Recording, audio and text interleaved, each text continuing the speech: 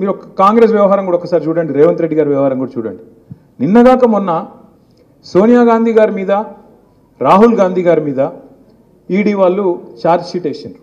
National Herald అని ఒక scam ఏదో అయింది, 2000 కోట్ల కుంభకోణం అని చెప్పి వాళ్ళ మీద ఛార్జ్ షీట్ వేసి A1గా సోనియా గాంధీ, A2గా రాహుల్ గాంధీని పెట్టిర్రు.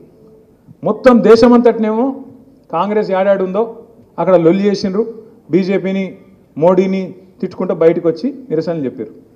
ఇక్కడ కూడా ఏదో చేసినట్టు మహేష్ కుమార్ గౌడ్ పాపం ఇంకా కొంతమంది పోయి లొల్లి పెట్టినట్టు చేసిర్రు. కానీ రేవంత్ రెడ్డి మాత్రం ఒక్క మాట మాట్లాడలే ఈరోజు వరకు. ఏది వాళ్ళ నాయకత్వం మీద, వాళ్ళ టాప్ లీడర్షిప్, సోనియా గాంధీ, రాహుల్ గాంధీ మీద కేసు అయితే, ఛార్జ్ షీట్ అయితే, దేశంలో ఉన్న కాంగ్రెస్ వాళ్ళందరూ మాట్లాడుతుంటే రేవంత్ రెడ్డి మాత్రం కుయ్యి లేదు, కయ్యి లేదు, సడి లేదు, సప్పుడు లేదు. ఎందుకు అంటే ఒక గంత దృఢమైన బంధం, చోటే బాయిది బడే బాయిది, అంత దృఢమైన బంధం అన్నట్టు. ఆయన కాపాడుతాడు, ఈయన కాపాడుతాడు.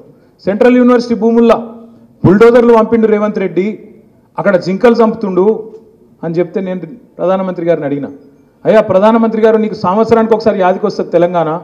ఏప్రిల్ 2024లోనేమో ఆ రోజు అన్నావు ఇక్కడ RR ట్యాక్స్ వసూలు చేస్తారు, తెలంగాణలో అవినీతి రాజ్యం వెళ్తుందన్నావు.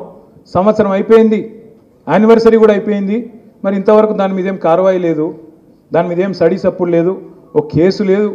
ఏమైంది RR ట్యాక్స్ అని చెప్పి ఆరా తీసింది లేదు. మళ్ళీ ఇప్పుడు సంవత్సరానికి వచ్చి రేవంత్ రెడ్డి ప్రభుత్వం అరాచకం చేస్తున్నది, సెంట్రల్ యూనివర్సిటీలో బుల్డోజర్లు పంపుతుంది అంటున్నావు కదా. సెంట్రల్ ఎంపవర్డ్ కమిటీ రిపోర్ట్ ఇచ్చింది, స్పష్టంగా రిపోర్ట్ ఇచ్చింది, ఇందులో ఫైనాన్షియల్ ఫ్రాడ్ జరిగింది, తప్పకుండా ఇన్వెస్టిగేటివ్ ఏజెన్సీలు ఇలా రావాలి, ఎంక్వైరీ చేయాలని చెప్పి వాళ్ళు సుప్రీంకోర్టు అపాయింట్ చేసిన కమిటీ రిపోర్ట్ ఇచ్చింది.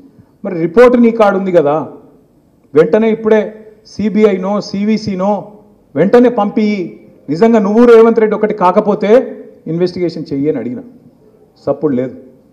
అమృత్ స్కామ్ జరిగింది, రేవంత్ రెడ్డి బామ్మర్దికి 1137 కోట్ల కాంట్రాక్ట్ ఇచ్చిండు, ఆయన కంపెనీకి అర్హతనే లేదు అని చెప్పి ఢిల్లీ దాకా పోయి షికాయత్ చేసిన, సప్పుడు లేదు. పొంగులేటి శ్రీనివాసరెడ్డి ఇంటి మీద, తెలంగాణ రెవెన్యూ మినిస్టర్ ఇంటి మీద ఈడీ రైడ్ అవుతుంది. రైడ్ అయ్యి కూడా 200 రోజులు దాటిపోయింది. ఇప్పటి వరకు ఈడీ వాడు చెప్పాడు, శ్రీనివాసరెడ్డి చెప్పాడు ఏం దొరికిందిరా అయ్యా అంటే.